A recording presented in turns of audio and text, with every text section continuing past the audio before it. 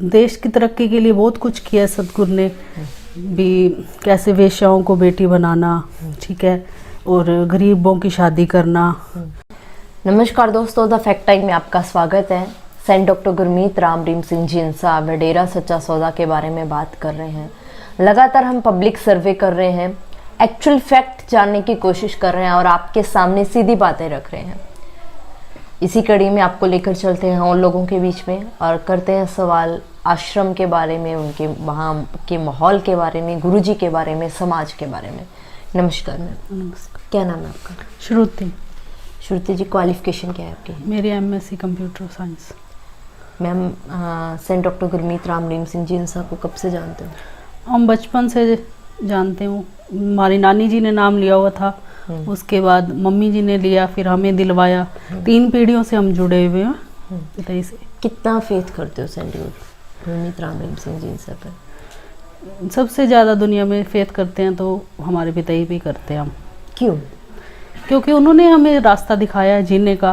उन्होंने ही हमें बताया अभी कैसे हमने व्यवहार करना है, कैसे हमने ज़िंदगी जीनी है। माँ बाप की तरह हमें रखा है। बचपन से हम जाने लग गए थे। हमने तो आँख खोली है तो हम और कहीं गए ही नहीं कभी भी, वही डेरा सच्चा सौदा ही गए हैं।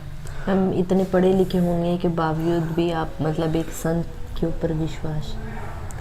क्योंकि वो खुद भी पढ़े लिखे हैं, ऐसे नहीं है भी वो खुद नहीं है, वो हमसे भी ज़्यादा समझदार, हमसे ज़्यादा पढ़े लिखे। उनको हमसे बल्कि हम उनसे सीखते हैं हर चीज़, दुनियादारी की भी। और जो सिखाते क्या है मैम वो आपको? भी सच्चाई के रास्ते पे चलना, भी कैसे हमने बुराई से दूर रहना है, भलाई करनी है, किसी को जैसे मरते हो के ज़िंदगी देना। हमने उनसे से तो सीखा है। हमें तो पता ही नहीं था भी किसी गरीब लाचार को कैसे मदद करते हैं। सिर्फ अपने तक सीमित थे हम लोग, उन्होंने ही बताया हमें। देश की तरक्की के लिए क्या किया गुरुजी ने? देश की तरक्की के लिए बहुत कुछ किया सतगुरु ने भी, कैसे वेश्याओं को बेटी बनाना, ठीक है, और गरीबों की शादी करना। और जैसे अब शरीर दान है, मेडिकल साइंस में लगा लो आप, भी कोई नहीं करता था आज से पहले। गुरुजी ने बताया है तो ही सब करने लगे हैं। वो भी यही डेरा सच्चा सौदा के श्रद्धालु हैं जो देते हैं, बाकी तो कोई भी नहीं आएगा सामने आया अब तक। मैम, दूसरी तरफ उनके ऊपर इतने एलिगेशंस भी लगाए जा रहे हैं, क्या मानना है आपका? ये सब झूठ है, बस ये फंसाने का तरीका है। वो सच्चाई को दबाने के लिए झूठ परोसा जा रहा है। ये सच्चाई नहीं बन सकती, ये सब झूठ है। ऐसा क्यों लगता है आपको भी झूठ लगाया जा रहा है? जो बुराई से जुड़े हुए हैं उनको अच्छा नहीं लगता भी कोई अच्छाई से, नेकी भलाई से लोगों को सुधारे और हमसे ऊपर कोई बढ़ जाए।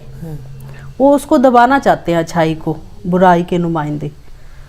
बस यही एक वजह है। बीइंग गर्ल क्या बताओगे, वहाँ का एनवायरनमेंट कैसा रहता है? बहुत अच्छा एनवायरनमेंट है। जैसे एक पेरेंट्स अपने बच्चों को रखते हैं सेफली, वैसे एनवायरनमेंट है वहाँ। क्योंकि हम खुद वहाँ पढ़े हैं। हॉस्टल की बात करते हैं, वहाँ खुद हम रहे हैं। 3 साल मैं वहाँ रही हूँ। डेरा सच्चा सौदा के जो स्कूल्स हैं, कॉलेज हैं, वहाँ खुद मेरी एजुकेशन वहीं से हुई है। तो आपके स्कूल हॉस्टल में गुरुजी आते थे कभी? बिल्कुल आते थे, काफ़ी बार आते थे। तो क्या करते थे मैम वो आके? वो आके हमें मिलते थे, जैसे एक पिता अपने बच्चों से मिलता है, आके उनको हमसे मिलना, बातें करना। जैसे एक पेरेंट्स अपने बच्चों से बातें करते हैं, हाल चाल पूछते हैं, और हमें अच्छे अच्छे टिप्स बताना स्टडी के लेकर।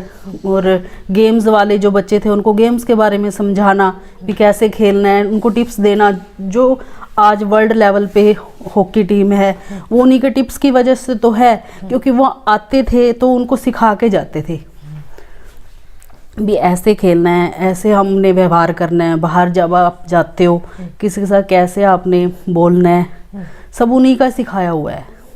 जो मीडिया में दिखाया गया था भी एक रास्ता जाता था, कुछ ऐसा था, ऐसा कुछ था क्या? नहीं, ऐसा कुछ भी नहीं था। जो मेन एंट्रेंस थी जैसे हॉस्टल की, वहीं से आते थे, वहीं से चले जाते थे। वहीं से वापसी जाते थे। कोई गुफा नहीं थी, कुछ भी नहीं था। आपने कभी किसी से सुना हो या कभी आपने महसूस किया हो? नहीं नहीं, ऐसा कुछ भी नहीं था। फिर ऐसा क्यों, मतलब ऐसा क्यों फिर आप वहाँ जाने वाली लड़कियों को या उनको बदनाम किया गया? बस बुराई, मैंने पहले भी बोला आपको, जैसे बुराई के नुमाइंदे हैं, बस वो अपने आप से ही बना लेते हैं बातें। जैसे वहाँ रेस्टोरेंट बने हुए हैं, वहाँ के विलास बने हुए हैं, उनका नाम ले लेके भी ये गुफा का डिज़ाइन है, ये गुफा है इनकी। वो था तो रेस्टोरेंट, उनको बना दिया गुफा। और बस इनको गलत साबित करने के लिए। 3-4 साल हो गए मैम, अब गुरुजी सोसाइटी में नहीं है, तो अब क्या इम्पैक्ट पड़ रहा है? अब काफ़ी बुरा इम्पैक्ट पड़ रहा है। जैसे नशा बढ़ रहा है, हर तरफ बुराई बढ़ रही है। भी जहाँ ये हर महीने गुरुजी 5 से 6 हज़ार लोगों को जो नशा छुड़वा देते थे, वो अब बिल्कुल बंद है। जो और तो जुड़ने के है, जो पहले जुड़े हुए थे वो भी धीरे धीरे नशे की गिरफ्त में आ रहे हैं। लोग, सोसाइटी ऐसी हो गई है, एक ट्रेंड चल पड़ा है भी। हाँ, हाई सोसाइटी में भी जैसे बाहर पार्टीज़ करना उनको आजकल अच्छा लगता है। वो सब मोल्ड होते जा रहे हैं धीरे धीरे, उनको कोई सुधारने वाला है नहीं अब। तो बुरा प्रभाव ही पड़ रहा है सब। ज़रूरत है इस गुरुजी की सोसाइटी में? बिल्कुल ज़रूरत है, बहुत ज़रूरत है उनकी। एक वही है जो नशा भी छुड़वा रहे थे, ठीक है, बेटियों के लिए, जैसे गरीबों की शादी हो गई, ठीक है, गरीब परिवारों के लिए मकान बना के देना। और जैसे हमें इंकरेज करते ब्लड डोनेशन करो, अब उतना नहीं हो पाता जितना वर्ल्ड रिकॉर्ड पहले बन रहे थे। जो अच्छे काम पहले हो रहे थे उसके मुकाबले तो अब कुछ भी नहीं है। वो ही तो मोटिवेशन थे हमारे, वो नहीं है अब। तो उतना हौसला नहीं होता भी हम खुद से कुछ कर पाएँ। वो ऑर्गेनाइज करके रखते थे भी हम आज ये करना है, आज ये करना है, आज ये अच्छा काम करना है। पर अब हमारी हिम्मत नहीं पड़ती, अकेले से महसूस करते हैं अपने आप को।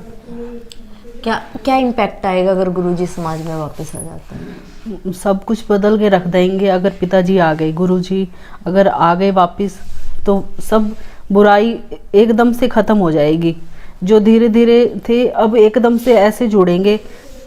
जैसे भी हम लगाते हैं भी, जैसे अब नशा है, अगर गुरुजी हमें बताते हैं उसके बारे में कितना जहरीला है, कितना खतरनाक है, तो कोई बताने वाला ही नहीं है, कोई समझाने वाला ही नहीं है भी। इतना तुम्हें बाद में इफेक्ट जब पड़ जाता है तब तो अगले को लगता है भी हाँ मेरे साथ ऐसे बन गया। पहले कोई नहीं समझाता, उस पे लिख दिया जाता है छोटे छोटे वर्ड्स में भी ये इतना खतरनाक है, पर घर आके या फिर ऐसे सत्संग लगा के कोई नहीं समझाता।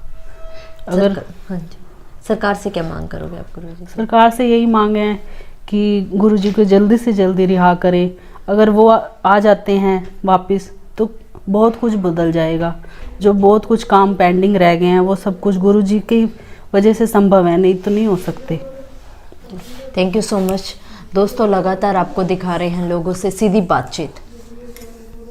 क्यों बदनाम किया गया फिर इन लोगों को? क्यों डेरा सच्चा सौदा को, सेंट डॉक्टर गुरमीत राम रहीम सिंह जिंसा को बदनाम किया गया, जबकि वहाँ जाने वाले लोग बोल रहे हैं कि ऐसा कुछ भी नहीं है? आखिर सच क्या है, ये आप लोग खुले दिमाग से सोचिए और अपनी राय कमेंट बॉक्स में ज़रूर डालिए। देखते रहिए द फैक्ट आई, और सच का साथ देने के लिए, सच की सोच को, सच की मुहिम को आगे बढ़ाने के लिए चैनल को ज़रूर सब्सक्राइब करें। बहुत बहुत धन्यवाद।